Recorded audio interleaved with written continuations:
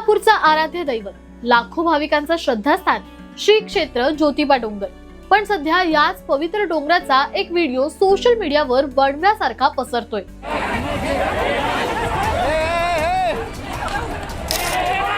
Viral व्हिडिओमध्ये दिसतंय की काही पुजारी भाविकांना लाथाबुक्क्यांनी मारहाण करत आहेत.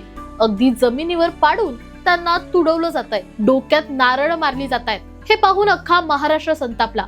देवाच्या दारात हे काय चाललंय असा सवाल विचारला जाऊ लागला आहे.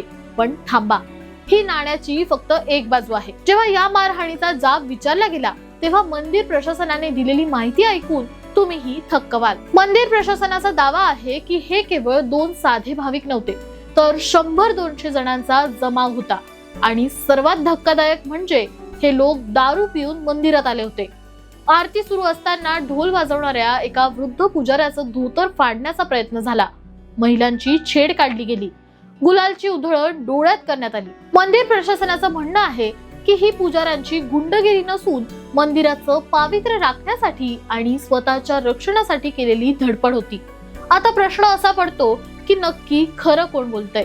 तुम्हाला काय वाटतं? तो व्हायरल व्हिडिओ अर्धवट आहे की श्रद्धेच्या नावाखाली पुजाऱ्यांनी कायदा हातात घेतलाय? सत्य काय आहे हे लवकरच पोलीस तपासात समोर येईलच. पण तोपर्यंत तुम्हाला काय वाटतं? मंदिराच्या आवारात असं घडणं योग्य आहे का? कमेंट्स मध्ये सांगा. आणि अशाच अपडेटसाठी सबस्क्राईब करा जबरी खबरी.